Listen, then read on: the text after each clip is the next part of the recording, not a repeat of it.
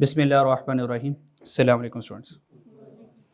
Chapter number 2 economics portion में हमारा चल रहा था और लास्ट लेक्चर में हमने इंडिविजुअल डिमांड, मार्केट, डायरेक्ट और डिराइव डिमांड के बारे में बात की थी। यहाँ तक कोई सवाल है किसी का जी? नेक्स्ट चलते हैं जी। मार्केट डिमांड क्या होती है? हमने पढ़ लिया मार्केट डिमांड क्या होती है, ठीक है। अब उसका ग्राफ नहीं आएगा तो इसलिए आप इस ग्राफ को क्रॉस कर सकते हैं, कोई ज़रूरत नहीं है। डन जी? देखा ऐसे ऐसे पढ़ाई होती है, पढ़ भी लिया उन्हें, नहीं आना नहीं है ना। मार्केट डिमांड पता चल गया क्या है? अब मार्केट डिमांड की डायग्राम है। अब आई कैप ने डायग्राम पूछनी नहीं है, अगर आप कहते हो तो मैं एक्सप्लेन कर देता हूं, हमारा सिर्फ वक्त लगेगा, ये एग्जामिनेबल नहीं है। पहले होता था, मैं करवाया करता था। चलें कोई नहीं, अगर आपकी आत्मा बेचैन है तो for the sake of your satisfaction तो मैं करवा देता हूँ, मुझे इश्यू नहीं है। ये कौन सा मुश्किल कॉन्सेप्ट है? ये देखो, मिस्टर ए इंडिविजुअल है, मिस्टर बी इंडिविजुअल है, मिस्टर सी इंडिविजुअल है। तो एक प्राइस कितनी है? 5 रुपए। तो ए कितनी चीजें खरीद रहा है? बी, सी, तीनों को जमा कर ले, कितनी बन गई? तो जब प्राइसेस कम हो रही है तो मार्केट की डिमांड क्या हो रही है? बढ़ती जा रही है। तो जैसे जैसे प्राइसेस कम होगी मार्केट डिमांड क्या हो जाएगी? ज्यादा हो जाएगी। तो डिमांड कर्व स्टिल भी यही रहनी है, फिर भी हो गया खत्म। ये कौन है? कौन है ये? कौन? मिस आपने हमारा आपने ये वाली एपिसोड नहीं देखी ड्रामे की? आपने ये वाली एपिसोड नहीं देखी थी? अब इस एपिसोड में मौजूद थी, लाइव शो में मौजूद थी, फिर भी समझ नहीं आई। ये मैंने बात जिक्र किया था इसका कि ये डिमांड कर्व है, पर है नहीं, ये स्ट्रेट लाइन है। पर इकोनॉमिस्ट कहते हैं हम तो डिमांड कर्व कहेंगे, हालांकि डिमांड कर्व ही होती है ना। तो इकोनॉमिस्ट को इसको डिमांड कर्व कहना चाहिए था और इकोनॉमिस्ट को इसको डिमांड स्ट्रेट लाइन कहना चाहिए था। तो इकोनॉमिस्ट कहता है ये भी डिमांड कर्व है, ये भी डिमांड कर्व है। तो हमने कहा इकोनॉमिस्ट भाई स्ट्रेट लाइन, कहता होती होगी पर मैं इसको डिमांड कर्व ही कहूंगा। आप थी उस वक्त? हाँ, बस ये रीजन, पर ये स्ट्रेट लाइन है और ये कर्व है। जी मिस, बनती ही कर्व है, क्योंकि प्राइस स्ट्रेट लाइन कब बनती है? स्ट्रेट लाइन कब बनती है? जब इंक्रीज और डिक्रीज में चेंज कांस्टेंट आए, कांस्टेंट स्लोप हो, कांस्टेंट चेंज हो तो स्ट्रेट लाइन बनती है। हकीकत में प्राइसेस में डिक्रीज कांस्टेंट नहीं आता, रियल में स्ट्रेट लाइन डिमांड कर्व नहीं बनती, रियल में कर्व ही बनेगी। कभी प्राइस में 1 रुपए का चेंज हो जाएगा, कभी 2 का आ जाएगा, कभी 5 का आ जाएगा, कभी 1.5 रुपए का आ जाएगा, कभी कुछ पैसों का आ जाएगा। तो कांस्टेंट चेंज तो नहीं आएगा, लेकिन ये बच्चों को समझाने के लिए डिमांड का नेगेटिव बनते, समझाने के लिए बस। नहीं, ग्राफ सीट्रस पेरिबस नहीं है, ग्राफ तो ओरिजिनल प्राइस और डिमांड के साथ बना हुआ है। वो सीट्रस पेरिबस ग्राफ में नजर नहीं आता, क्योंकि ग्राफ बनता है 2 वेरिएबल से, एक वेरिएबल प्राइस, दूसरा वेरिएबल डिमांड।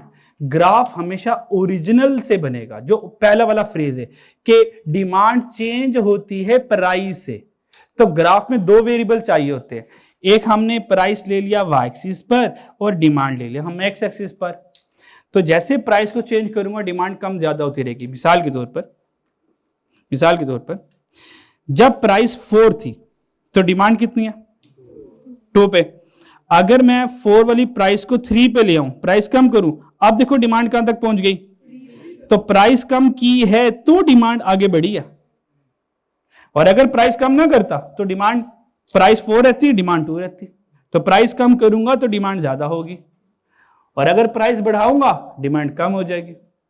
इसका मतलब क्या है? जो डिमांड कर्व है ये चेंज हो रही है प्राइस के चेंज होने से। प्राइस नहीं बदलूंगा डिमांड नहीं बदलेगी ग्राफ के अकॉर्डिंग, क्योंकि ग्राफ बन ही प्राइस और डिमांड से रहा है। ये मुश्किल बात नहीं है, ये मुश्किल बात नहीं है इतनी, बात समझ आएगी। और ये स्ट्रेट लाइन क्यों है? क्योंकि इकोनॉमिक्स में हमने ग्राफ को सिर्फ अंडरस्टैंड करना है, बनाना नहीं है। और ये स्ट्रेट लाइन क्यों बनी है? क्योंकि अगर आप मेरा टेबल देखें कि प्राइस में और डिमांड में दोनों में चेंज इक्वल है, और अगर इक्वल चेंज हो, स्लोप कांस्टेंट हो, तो हमेशा स्ट्रेट लाइन बनती है। जैसा कि प्राइस में चेंज कितना आया, डिमांड में चेंज कितना आया, चेंज कितना आया, तो स्ट्रेट लाइन बननी है। डन जी? पर मुझे ग्राफ बनाना सिखाना नहीं है, ये मेरा एरिया ही नहीं है, वरना जरूर सिखाता आपको। ये इकोनॉमिक्स पहले कैफ में हुआ करती थी, तो कैफ में प्रॉपर खुद ग्राफ बनाया करता था। अब ये पीआरसी में है, और पीआरसी में शुरू में एग्जामिनर डायग्राम्स को टेस्ट करता था। अब लेटेस्ट 2026 की स्कीम में एग्जामिनर ने कहा से ग्राफ टेस्ट नहीं करूंगा। अगर ग्राफ टेस्ट नहीं करूंगा तो क्या मैं ग्राफ के ऊपर वक्त लगा लूं? जो चीज नहीं आनी उसके ऊपर वक्त लगा लूं? क्या ये रैशनल अप्रोच है? नहीं है। तो जहां मुझे लगेगा कि कंसेप्ट को ग्राफ से एक्सप्लेन करना आपके लिए अच्छा है, तो मैं खुद ग्राफ को एक्सप्लेन करूंगा। जो उसकी पूरे करो, क्योंकि उसने आना नहीं है। जैसा कि अभी आप लोगों ने मुझसे मार्केट का डिमांड का ग्राफ समझा, तो क्या तीर मार लिया समझ के? क्या मार्केट डिमांड आपको नहीं पता क्या होती है? तो मैंने यहाँ पे 1 2 3 को जमा कर लिया तो मार्केट डिमांड बन गई, और डिमांड कर तो ऐसी बननी है, और वैसे भी तो इसने आना ही नहीं है, ये नहीं आना। तो हम स्मार्ट स्टडी करेंगे। अगर आपने जो चीज फर्दर पूछनी हो, मुझे अल्हम्दुलिल्लाह सारा ही आता है। आप कहें हाँ अच्छा सर चुपके से निकलना चाह रहे हैं, यही सर को नहीं आता होगा, हम भी यही पूछेंगे। तो पूछ लो ठीक है जी, पूछने मुझे तो आते ही माशाल्लाह। ठीक है जी, फिर ये आप नहीं कहना कि हमारा कोर्स लेट हो गया। और जो मैं आपको पढ़ाऊंगा, मैं आपको हमारे कोर्स 10% ऊपर पढ़ाऊंगा, ताकि हम 110% कंप्लीट कर सके चीजों को। बात समझ आ रही है? जो आई कैप ने पूछना है वो तो मैंने पढ़ाना ही पढ़ाना है। जो सिलेबस में नहीं है और वो आई कैप पूछता है एग्जाम में, मैं आपको वो भी बताऊंगा। ठीक है जी, तो आप अल्हम्दुलिल्लाह अल्लाह का शुक्र करें, तो आप माशाल्लाह सिक्योर हैं, पेपर आपका पास हो जाना है, आराम सुकून से हो जाना है। बात समझ आ रही? चलिए आगे चलें जी।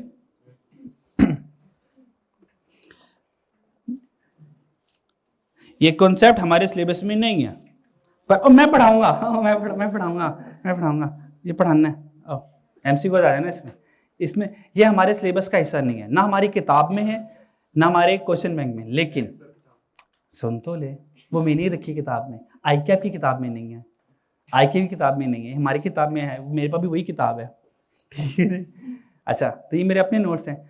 आई कैप में कंसेप्ट नहीं है, लेकिन आई कैप ना ये एग्जाम में पूछ लेता है।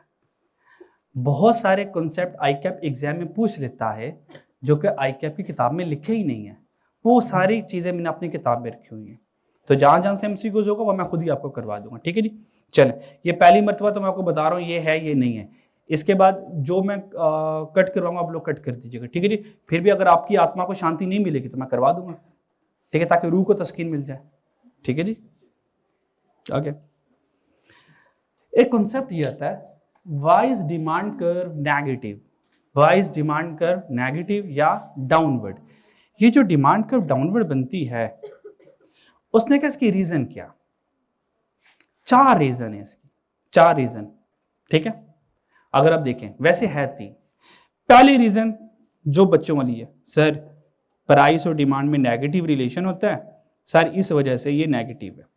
पहले रीजन तो ये है, इसमें कोई मसला। दूसरी वाली रीजन है, एक वर्ड लिखें, रियल इनकम इफेक्ट। क्या जी? Real income effect. Real income आपकी परचेजिंग पावर होती है। रियल इनकम क्या होती है जी? आपकी परचेजिंग पावर होती है। परचेजिंग पावर का मतलब basket of goods. Purchasing power का मतलब basket of goods, basket of goods. अब ये रियल इनकम से लॉ ऑफ डिमांड नेगेटिव कैसी होती है, अब इसके लिए एक कहानी सुनाता हूं आपको। आपकी अम्मा ने आपको 10,000 रुपए दिए। कितने पैसे दिए जी? अम्मा ने कितने पैसे दिए? 10,000। ठीक है जी, अम्मा ने कहा ये लो 10,000, जाओ और घर की ग्रोसरी कर रहा हो, जाके जाओ घर की ग्रोसरी करो।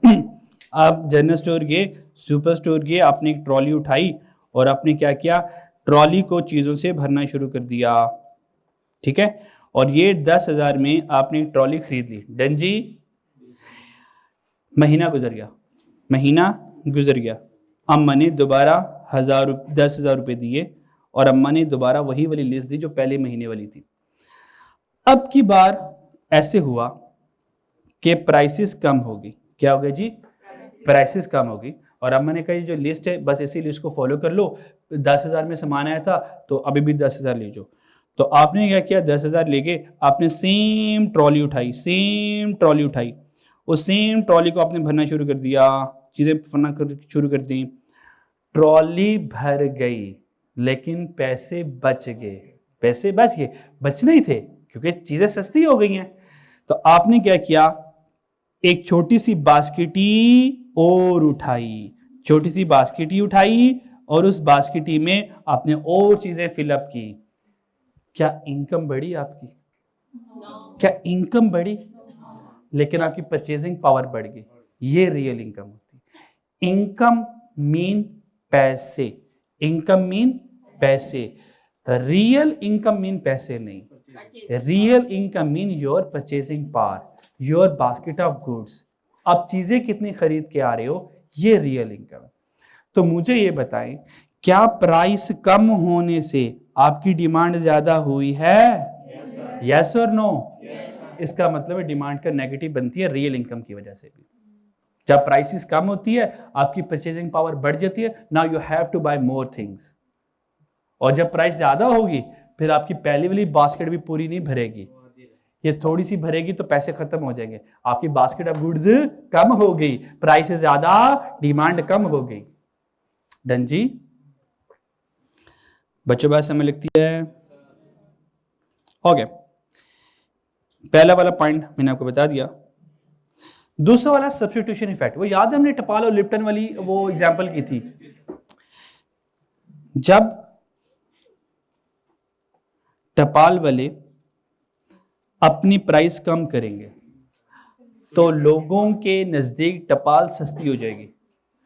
तो लोग कहेंगे यार अब टपाल सस्ती हो गई है और अब बाकी जो पत्तियां हैं, चाय की पत्तियां हैं, वो महंगी हैं। तो लोग क्या करेंगे, एक्सपेंसिव गुड को सब्स्टिट्यूट करेंगे इस चीपर प्रोडक्ट के लिए। यानी कि लोग एक्सपेंसिव प्रोडक्ट को छोड़कर इस चीपर प्रोडक्ट की तरफ मूव करेंगे। तो कह सकता हूं जब टपाल की प्राइस कम होती है तो इकोनॉमी में सब्स्टिट्यूशन इफेक्ट लगता है। लोग महंगी चीजों को छोड़ के अब इस सस्ती चीज की तरफ मूव करेंगे तो टपाल की डिमांड बढ़ जाएगी।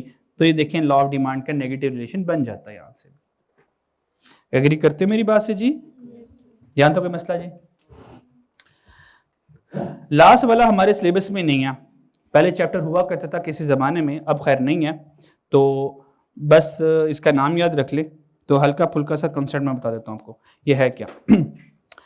लॉ का मतलब होता है प्रिंसिपल, डिमिनिशिंग का मतलब होता है डिक्रीजिंग, मार्जिनल का मतलब होता है एडिशनल, और यूटिलिटी का मतलब होता है बेनिफिट।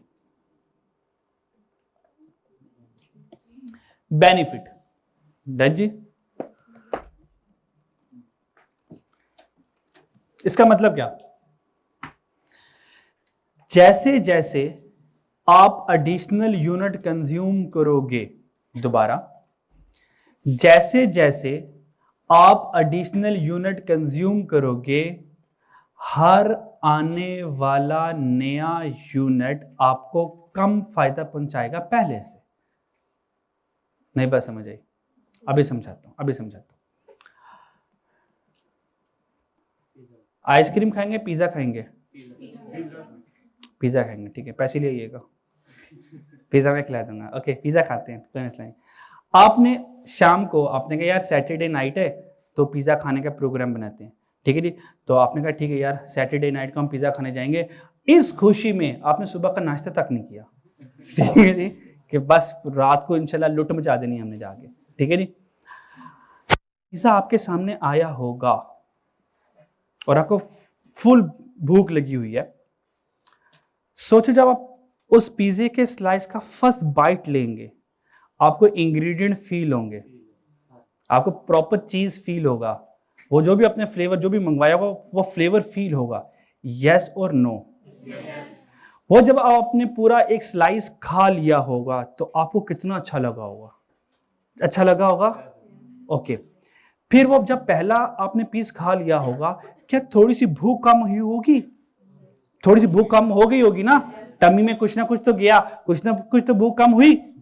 फिर आपने दूसरा स्लाइस उठाया, क्या दूसरा स्लाइस भी आपने उतने ही एंजॉय करके खाया होगा जितना पहले, या उससे कम हो गया होगा? इसका मतलब ने आपको बेनिफिट पहले से कम दिया है। ये लॉ ऑफ डिमिनिशिंग मार्जिनलिटी है। कहता है जब आप एडिशनल पिज्जे का, हो आपको मैं पिज्जा बना के दिखा देता हूं, ओहो आपको पिज्जा बना के दिखा देता हूं, ठीक है जी। अब आपको सॉसेजेस भी चाहिए होंगे जी, सॉसेजेस भी चाहिए होंगे जी, ऑलिव्स भी चाहिए होंगी, टॉपिंग तो आपको पता है फिर हम अन्य वाई करेंगे फिर तो, ठीक है जी। और आपको कैप्सिकम भी चाहिए होंगे जी, सबज सबज आगे जी, ठीक है जी। और चीज तो फिर हम ओवरलोडेड कर देंगे जी, ठीक है जी। लो जी ये पिज्जा का चीज तैयार है जी, चीज तैयार है जी। चले जी आप कैश दे दें इंशाल्लाह, तो आपको मैं डिजिटली पिज्जा ट्रांसफर कर दूंगा, ठीक है जी। तो ये जो पहला पिज्जा खाया होगा, जो आपने दूसरा पिज्जा खाया होगा, क्या उसने बेनिफिट ज्यादा दिया होगा या कम दिया होगा? तीसरा पिज्जा खाया होगा, चौथा खाया होगा, पांचवें के बाद बस हो जाएगी। आप प्लीज पांचवें के बाद बस हो जाएगी। इसका मतलब ये होगा पांचवें के बाद बस हो गई, क्या आप छठा पिज्जे का पीस खरीदना चाहेंगे?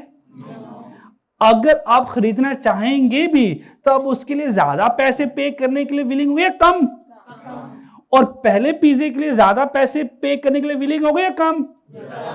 इसका मतलब यह है जैसे जैसे हमें बेनिफिट मिलता रहेगा, जैसे जैसे हमें बेनिफिट मिलता रहेगा, अब हम कम पैसे पे करेंगे प्रोडक्ट को खरीदने के लिए। और जब हमें बेनिफिट नहीं मिला, क्योंकि पहले वाले पिज्जे ने ज्यादा बेनिफिट देना है, इसके लिए ज्यादा पैसे पे करूंगा। दूसरे पिज्जे ने बेनिफिट कम पे करना है, अब पैसे कम पे करूंगा। तीसरे पिज्जे ने और बेनिफिट कम देना है और पैसे कम पे करूंगा। इसका मतलब ये होगा जैसे जैसे हम एडिशनल यूनिट कंज्यूम करते हैं, हर आने वाला एडिशनल यूनिट बेनिफिट कम प्रोवाइड करेगा। और अगर बेनिफिट कम प्रोवाइड करेगा तो demand can only be increase. Demand तब इंक्रीज होगी जब मैं प्राइस कम में कोई मुझे ऑफर, मैं कहूँ मुझे जरूरत नहीं है, वो कहेगा खरीद लो, मैं कहूँ पेट भर गया, वो कहेगा खरीद लो, मैं कहूँ पेट भर गया, वो कहेगा 50% डिस्काउंट है, मैं कहूँ ले आओ फिर, ले आओ फिर, आन दो फिर, कर लेंगे मैनेज। बात समझ आ रही है? तो प्राइस कम डिमांड ज्यादा, तो law of diminishing margin utility से भी डिमांड कम नेगेटिव बनती है। डन जी, यहां तक मसला, चले आगे, ठीक है जी। आपने रट्टा कुछ भी नहीं लगाना, जैसे मैं आपको कहानी सुना रहा हूं ना, वैसे आपने कहानी माइंड में रखी, ठीक है जी। और यहां से क्या करना है, बस इन तीनों के नाम। अगर मैं आपसे पूछूं कि डिमांड कर नेगेटिव होती है, बच्चों रीजन बता दो। आपने कहा तीन reason, income effect, substitution effect, law of diminishing margin utility. अल्लाह हाफिज, कॉन्सेप्ट खत्म हो गया, ठीक है जी। लास्ट कॉन्सेप्ट डिमांड का, फिर प्रैक्टिकल एप्लीकेशन रह जाएगी। एक्सेप्शन या लॉ ऑफ, एक्सेप्शन या limitation of law of demand. Exception या लिमिटेशन का मतलब क्या है? एक्सेप्शन या लिमिटेशन का मतलब यह है कि ये वो एरिया है जहां पे लॉ ऑफ डिमांड फेल हो जाएगा। ये वो एरिया है जहां पे लॉ ऑफ डिमांड फेल हो जाएगा। लॉ ऑफ डिमांड चलता कैसे है? लॉ ऑफ डिमांड क्या कहते हैं, बताएं जरा। लॉ ऑफ डिमांड कहता है प्राइस ज्यादा डिमांड कम, और प्राइस कम तो डिमांड, ये लॉ ऑफ डिमांड है। अगर कोई चीज इसके उलट चले तो इसका मतलब ये लॉ ऑफ डिमांड की लिमिटेशन है। लॉ ऑफ डिमांड की लिमिटेशन का मतलब है कि ये लॉ ऑफ डिमांड से रिवर्स चल रहा है। मिसाल के तौर पर number 1, basic necessity of life. आटा महंगा हो गया, आटा क्या हो गया, आटा क्या हो गया, महंगा हो गया। क्या डिमांड कम कर देंगे? क्या डिमांड कम कर देंगे? नहीं, आटे से चीज तो कोई है ही नहीं है, मजबूरी है, फिर यही खरीदूंगा, फिर यही खरीदूंगा। कह सकता हूं बेसिक नेसेसिटी ऑफ लाइफ में लॉ ऑफ डिमांड ऑपरेट नहीं होता। हालांकि लॉ ऑफ डिमांड कहता है प्राइस ज्यादा डिमांड कम, हम कहेंगे बेसिक नेसेसिटी में लॉ ऑफ डिमांड फॉलो नहीं होता, तो ये लॉ ऑफ डिमांड की लिमिटेशन बन गई। क्या ऊपर वाली मंजिल को ये बात समझ आई? पक्की बात है जी, ठीक है जी। यूजेस कॉन्फर डिस्टिंक्शन, कुछ लोगों की ना भी होती है, उनको एंटीक चीजें कलेक्ट करने का शौक होता है, ठीक है। अक्सर आपने देखा होगा वो मैंने बल्कि पता नहीं फेसबुक पे इंस्टाग्राम पे नजर पड़ी थी, कोई पुरानी काफी साल पुरानी कोई पुरानी जीन थी, पता नहीं लिवाइस की थी, पता नहीं किसकी थी, वो भी तकरीबन कोई $20,000 की पता नहीं कितनी बिक गई, मतलब इतनी पुरानी, ठीक है जी। तो पुरानी पुरानी चीजें जो हैं वो हजारों रुपए की, कोई लाखों रुपए की बिक्री होती है। यानी कि जब पाकिस्तान के शुरू में ₹1 के ₹2 के नोट हुआ करते थे, अब वो भी 5-5 हजार की बिक्री होते हैं। लोग डेकोरेशन के तौर पर उसको रखते हैं, अच्छा यार ये ₹1 का नोट था, ये ₹2 का नोट था, ये पुराना ₹5 का नोट था। बात समझ आ रही है मेरी जी? क्या एंटीक जो है क्या वो हाई प्राइसेस पे सेल होते हैं? ऑल्दो उनकी वैल्यू, रियल वैल्यू कोई नहीं होती इस वक्त। नहीं समझ आ रही? ठीक है जी। तो इसका मतलब ये है, अगर यूज एज कॉन्फर डिस्टिंक्शन है, कोई ऐसी चीज है जो हटकर है, जैसे कि हम कोई पुरानी चीजें एंटीक कलेक्ट कर रहे हैं, तो अगर उसकी प्राइस ज्यादा भी हो, मैं फिर भी उसको अपनी कलेक्शन का हिस्सा बनाना चाहूंगा, तो यहां पर भी लॉ ऑफ डिमांड फॉलो नहीं हो रहा। वैसे में लगती है जी। चेंज इन इनकम, ये तो बता चुका था, इनकम ज्यादा तो डिमांड ज्यादा। तो और अगर लॉ ऑफ डिमांड को फेल करवाना है तो ये बनेगा, अगर इनकम ज्यादा हो तो प्राइस ज्यादा हो तो हमें कोई फर्क नहीं पड़ता, हम फिर भी खरीद लेते हैं क्योंकि हमारी इनकम ज्यादा है। ठीक है जी, समझ लगती है जी। इग्नोरेंस ऑफ कंज्यूमर, अगर कंज्यूमर इग्नोरेंट अबाउट मार्केट है, उसको मार्केट नॉलेज नहीं है, क्या प्रोड्यूसर उसको दाल लगा लेगा जी? क्या प्रोड्यूसर उसको दाल लगा लेगा जी? ठीक है। तो मार्केट का असूल है जी, मार्केट का असूल है कि इंग्लिश वाला दा ते पंजाबी दा दा, जिथे लगदा ही ला। ठीक है जी। तो ठीक है, दा जिसका लगेगा वो क्या करेगा जी? लगा लेगा। कोई प्रोड्यूसर ये तो नहीं कहेगा ओ कंज्यूमर भाई मैं ना आज से ज्यादा वैसे चार्ज नहीं कर सकता, बड़ी माजरत, मैं आपको 10% डिस्काउंट दूंगा। कोई प्रोड्यूसर ऐसा सोचता है? वो क्या सोचता है? 10 रुपए लेने हैं, नहीं मैं इसे 20 रुपए कमाऊंगा, ऐसे सोचते हैं ना जी। तो अगर एक मासूम सा कस्टमर आ गया, उसको पता ही नहीं है, ठीक है जी, चीजें क्या होती हैं, तो सप्लायर उसको दाल लगा लेगा। बात समझ लगती है जी। तो अगर कंज्यूमर इग्नोरेंट है तो प्राइस ज्यादा भी होगी तो बेचारा फिर भी खरीद लेगा। नहीं समझ लगती बात? अनसर्टेन कंडीशन, अनसर्टेन कंडीशन, जैसा कि अगर ये पता चल जाए हफ्ते बाद चीनी मार्केट से आउट हो जाएगी, चीनी मार्केट से जी शॉर्ट हो जाएगी, हफ्ते बाद चीनी मिलने वाली नहीं है, आज बताओ चीनी के साथ क्या सलूक होगा? चीनी की बाई के साथ क्या सलूक होगा? लोग क्या करेंगे जी? उनको पता कि यार हफ्ते बाद चीनी मार्केट में मिलनी नहीं है, तो लोग आज जाते जाते किलो, 2-2 किलो, 3-3, 4-4, 5-5 किलो क्या करना शुरू कर देंगे? खरीदना शुरू कर देंगे। ठीक है जी। तो अगर कंडीशन अनसर्टन है तो चीनी ब्लैक हो जाएगी, वो महंगी हो जाएगी, तो वो अगर महंगी भी हो जाएगी तो हमने क्या है, हफ्ते बाद तो मिलनी नहीं है, आज मिल रही है, आज तो काबू करें। ऐसा होता है या नहीं होता? किसी किताबी बातें हैं, क्या ये रियल लाइफ में सारा हो रहा है या सिर्फ किताब में ही हो रहा है? ये रियल लाइफ में हो रहा है, कोई किताबी बातें नहीं है। लास्ट में अगर आप सारों को गौर करें, अब सारों को सम करूं, आपकी जिंदगी आसान करता हूं, आपकी जिंदगी आसान करता हूं। ये देखें, लॉ ऑफ डिमांड हमारे पास ये होता है, प्राइस इंक्रीज होने से क्वांटिटी डिमांड हो जाती है डिक्रीज। मेरी बात समझ लगती है जी? अच्छा, फिर इसके बाद कुछ ऐसे लोग आते हैं जो डिमांड को इंक्रीज करने की या डिक्रीज करने की कोशिश करते हैं, जिसमें इनकम आ गया, जिसमें एडवर्टीजमेंट आ गई, जिसमें पॉपुलेशन आ गई, जिसमें डायरेक्ट टैक्स आ गया, एंड एटसेट्रा। हम सारे के सारे इनको कांस्टेंट कर देते हैं। सीट्रस पैरिबस कहते हैं, अजम्पशन क्या कहता है जी? इन सबको क्या कर दो? जब ये सारे कांस्टेंट हो जाते हैं, अब डिमांड किससे चेंज होती है? अब आपको एक बात बताने वाला हूं, कह सकता हूं ये डिमांड प्राइस फैक्टर से चेंज होती है, और ये सारे के सारे नॉन प्राइस फैक्टर हैं। इनकम एक नॉन प्राइस फैक्टर है, एडवर्टीजमेंट, पॉपुलेशन, ये सारे नॉन प्राइस फैक्टर हैं। और डिमांड किससे चेंज होती है? सिर्फ प्राइस फैक्टर से चेंज होती है। डिमांड किससे चेंज होती है? प्राइस से। और नॉन प्राइस फैक्टर को तो हम कांस्टेंट कर देते हैं। अब मेरी बात गौर सुनिएगा, अगर मैं इन सारे नॉन प्राइस फैक्टर को कांस्टेंट कर दूं तो ये लॉ की अजम्पशन बन जाती हैं, और अगर इन्हीं को ही चेंज कर दूं तो लिमिटेशन बन जाती हैं। नहीं समझ आई? अगर मैं इन नॉन प्राइस फैक्टर को कांस्टेंट कर दूं तो ये लॉ की अजम्पशन बनती हैं। इन्हीं को इनको आजाद कर दूं, इनको चेंज कर दूं तो लॉ की लिमिटेशन बन जाती है। कि जब ये आजाद होंगे तो इनकम कहेगा इनकम ज्यादा, डिमांड ज्यादा, तो लॉ ऑफ डिमांड की वायलेशन हो जाएगी। क्या ये बात समझ आ गई?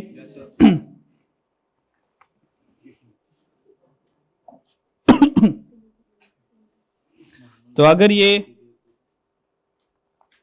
कांस्टेंट हो जाए तो लॉ की क्या बन जाती है, और अगर ये चेंज हो जाए तो लॉ की लिमिटेशन बन जाती है। आपके कुछ बात क्लियर हुई बच्चों? यहां तक किसी के ज़हन में कोई सवाल आता है तो पूछ ले, फिर हम लास्ट कॉन्सेप्ट करेंगे, फिर क्लास खत्म। लास्ट वाला मैंने छोड़ा हुआ, वो लेंथी है। वो मैंने जानबूझ के छोड़ा। गिवन गुड वाला पॉइंट मैंने जानबूझ के स्किप किया हुआ है। उससे पहले पहले तक कोई चीज पूछने वाली है?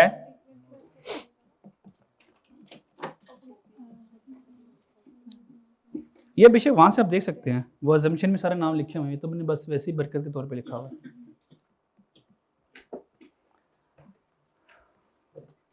तो अजम्पशन का मतलब नॉन प्राइस को कांस्टेंट करना, और लिमिटेशन का मतलब अगर वो चेंज हो जाए।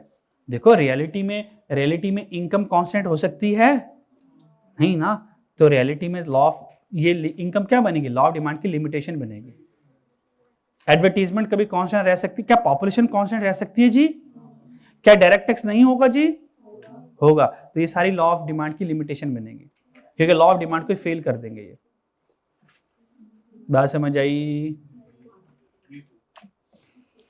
अच्छा जी, लास्ट कॉन्सेप्ट, बस फिर क्लास ओवर। लास्ट लिमिटेशन आती है हमारी गिवन गुड की। गिवन गुड, ठीक है जी। Given good law of demand के एक्सेप्शन है। गिवन गुड क्या कहता है? गिवन गुड कहता है अगर प्राइस ज्यादा हो जाए, गिवन गुड की डिमांड ज्यादा हो जाती है, और अगर प्राइस कम हो जाए तो गिवन गुड की डिमांड कम हो जाती है। सवाल पैदा ही होता है ये गिवन गुड है क्या? गिवन गुड्स को समझाने के लिए मुझे आपको गुड्स की कहानी पूरी सुनानी पड़ेगी। हमारे पास 3 गुड्स होती हैं। कितनी गुड्स होती हैं जी? 3 गुड्स होती हैं। पहली वाली गुड को कहते हैं नॉर्मल गुड। कौन सी गुड्स कहते हैं जी? Normal goods. दूसरी वाली को कहते हैं इंफीरियर। ये आपको कैसे पता चला इंफीरियर कहते हैं? ये कैसे पता चला आप लोगों को? वैसे ही आपने सोचा। तीसरी वाली होती है गिवन गुड। तीसरी वाली होती है जी गिवन गुड। सुपीरियर गुड और लग्जरी गुड को, उन सबको हम नॉर्मल की कैटेगरी में रखते हैं। सुपीरियर और लग्जरी और नॉर्मल तीनों सेम होते हैं। थोड़ा फर्क होता है, बाद में बताऊंगा। इकोनॉमिक्स में हमारे पास 3 गुड्स होती हैं, नॉर्मल, इंफीरियर और गिवन। इन तीनों को गुड से रिलेट नहीं करते। कौन नॉर्मल बनेगा, कौन इंफीरियर बनेगा, कौन गिवन बनेगा, इसको मैं किसी एग्जाम्पल से समझा नहीं सकता। ये बाइफरगेशन होती है इनके रिलेशन से। मिसाल के तौर पर इसकी एग्जाम्पल देता हूं कि क्यों ना मैं किसी गुड को एक्सप्लेन कर सकता। आपको मैं जर्नल घेरने के लिए तो एग्जाम्पल दे सकता हूं, आप मुझसे मेरी से एग्री करेंगे, फिर मैं वो जो आपको एग्जाम्पल समझाऊंगा और आपको एग्री करवाऊंगा क्या नॉर्मल है, इंफीरियर, गिवन है, आप कहेंगे हाँ बिल्कुल है, फिर फौरन से काउंटर करके तोड़ दूंगा मैं इसको। ठीक है जी, अगर मैं करना चाहूं तो, वरना आप इसी के ऊपर यकीन कर लेंगे। मिसाल के तौर पर अगर हम चावल की एग्जाम्पल लें या गाड़ियों की ले लें या कोई भी चीज की एग्जाम्पल ले लें, चावल के लिए लेते हैं, जरा बात से हम समझ लग जाएगी। नॉर्मल गुड में हमारे पास मान लें कि बासमती राइस हैं। कौन से राइस हैं जी? बासमती राइस हैं जी, अच्छे वाले चावल हैं जी, ठीक है। इंफीरियर गुड में बासमती से एक निचले लेवल वाला चावल होगा, इसे लो क्वालिटी, इसे थोड़ी सी कम क्वालिटी वाला चावल होगा। वो कौन सा चावल होगा? मान लो नया चावल है, नया चावल है, वो थोड़ा सा अभी क्वालिटी में सही नहीं है। एक इससे भी लो क्वालिटी का चावल होगा, दैट इज कॉल्ड, हाँ, टोटा चावल, ब्रोकन राइस, ब्रोकन राइस, टोटा चावल होगा। क्या होगा जी? टोटा चावल होगा। तो ये नॉर्मल गुड एक नॉर्मल चावल, इंफीरियर गुड इससे लो क्वालिटी, गिफन गुड इससे भी लो क्वालिटी होता है।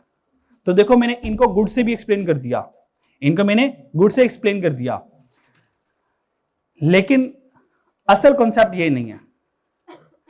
हो सकता है जो मेरे लिए नॉर्मल हो सकता है जो मेरे लिए नॉर्मल हो वो किसी के लिए लग्जरी हो सकता है। और जो मेरे लिए लग्जरी है वो हो सकता है किसी और के लिए नॉर्मल हो, है ना। जिसके पास जूते नहीं हैं उसके लिए जूते लग्जरी हैं, जिसके पास जूते हैं उसके लिए जूते नॉर्मल है, जोगर लग्जरी हैं। जोगर वाले के, जिसके पास जोगर हैं वो उसके लिए जोगर नॉर्मल है, वो साइकिल खरीदना चाहता है उसके लिए साइकिल लग्जरी है, जिसके पास साइकिल है साइकिल नॉर्मल है। ऊपर चलते रहे फिर आप, तो एग्जाम्पल के साथ हम रिलेट नहीं कर सकते इसको। डन हो गया जी? ठीक है। बासमती राइस वाली लास्ट में बस खत्म करने इसको। नॉर्मल गुड को हम इकोनॉमिक्स में दो तरह से रिलेट करते हैं। ये गुड्स की पहचान होगी इनके रिलेशन से, जो अब करने लगा। नॉर्मल गुड को हम दो तरह से रिलेट करते हैं, यानी कि नॉर्मल गुड को हम प्राइस से भी रिलेट करते हैं जी, और इनकम से भी रिलेट करते हैं। नॉर्मल गुड को हम कैसे रिलेट करते हैं? प्राइस से भी और इनकम से भी। मिसाल के तौर पर प्राइस से कैसे? प्राइस ज्यादा हो जाए तो लॉ ऑफ डिमांड कहता है कि नॉर्मल गुड की डिमांड क्या हो जाएगी? कम हो जाएगी। क्या मेरी बात समझ लगती है? इनकम से कैसे? इनकम ज्यादा हो जाए तो नॉर्मल गुड की डिमांड क्या हो जाएगी? ज्यादा हो जाएगी। तो नॉर्मल गुड को प्राइस से भी रिलेट करते हैं, इनकम से भी रिलेट करते हैं। नॉर्मल का प्राइस के साथ नेगेटिव रिलेशन बनता है और नॉर्मल का इनकम के साथ पॉजिटिव रिलेशन बनता है। ये जो मैं सब कुछ लिखवा रहा हूं ये एग्जामिनर आप लोगों से एमसीक्यूज में पूछेगा, इसलिए आपको साइड पे करवा रहा हूं। ये एमसीक्यूज में आएगा। यहां तक कोई मसला? बस दो रहेगी, जल्दी से खत्म कर रहा हूं मैं। इनकम को, हेलो बच्चों, किसको जी? इनकम को, सॉरी इंफीरियर गुड को। याद रखिएगा, क्या रखिएगा जी? कि इंफीरियर गुड को हमेशा इनकम से रिलेट किया जाता है, हमेशा इनकम से रिलेट किया जाता है। अगर आप लोगों की इनकम ज्यादा हो जाए तो इंफीरियर गुड ज्यादा खरीदना चाहोगे या इंफीरियर गुड कम करके अब नॉर्मल खरीदना चाहोगे? जब इनकम ज्यादा होगी तो हमें लगता है यार थोड़ा सा स्टैंडर्ड अप करते हैं यार, अब टोटा चावल नहीं खाएंगे, आज के बाद हम थोड़ा सा टोटे से ऊपर वाला चावल खाएंगे। इनकम और ज्यादा होगी, हमने कहा वो भी नहीं खाएंगे, अब हम एक बासमती चावल खाएंगे। फिर इनकम और ज्यादा होगी, हमने कहा अब महीने में एक मरतबा बिरयानी बनेगी। इनकम और ज्यादा होगी, हमने 2 कर दी, फिर 3 कर दी। ठीक है जी, फिर मोटू हो गए हम फिर। ठीक है जी, तो इनकम ज्यादा होने से इंफीरियर गुड की डिमांड क्या होती है? कम होती है। और लास्ट में फिर हमारे पास गिफन गुड आता है, और गिफन गुड को प्राइस से रिलेट किया जाता है। किससे रिलेट किया जाता है? प्राइस से। तो प्राइस ज्यादा होने से जो गिफन गुड है उसकी डिमांड ज्यादा हो जाती है। यहां से पक्का एमसीक्यू जाएगा। तो इंफीरियर गुड को किससे रिलेट करेंगे और गिफन किससे करेंगे? दोबारा, इंफीरियर किससे? गिफन को। अगर कल को आप मुझसे जिद लगाएं सर इंफीरियर गुड है, तो मान लिया आपकी बात, इनकम ज्यादा, इंफीरियर गुड की डिमांड ज्यादा।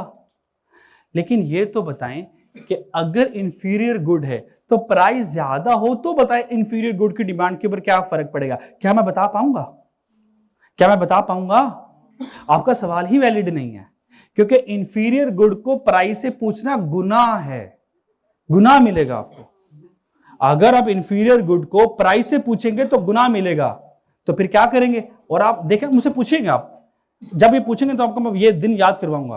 फिर आप इंशाल्लाह मगरिब की नमाज पढ़ेंगे जी, 2 का नफल पढ़ेंगे और अल्लाह से दुआ करेंगे, या अल्लाह आज एक गुनाह हो गया, मैंने इकोनॉमिक्स के लेक्चर में सारे से इंफीरियर गुड का कॉन्सेप्ट प्राइस से पूछ बैठा, हालांकि सर ने कहा था कि प्राइस से उसका रिलेशन है ही नहीं है। या अल्लाह मैं इसकी तौबा चाहता हूँ, आप मुझे माफ़ फरमा दें, मैं टीचर से भी माफ़ी मांग लूँगा, तो इंशाल्लाह ताला फिर आपका गुनाह वो माफ़ हो जाएगा। रीज़न के लिए टाइम नहीं है, मुझसे ना कल वाले लेक्चर में पूछना है कि why in case of given good price increase and demand for given good how increase, ये मुझसे पूछना है। फिर मैं आपको कहानी सुनाऊंगा इसकी, ऑलरेडी टाइम ज़्यादा हो गया। अल्लाह हाफिज़ बच्चों, ये पढ़ के आइएगा।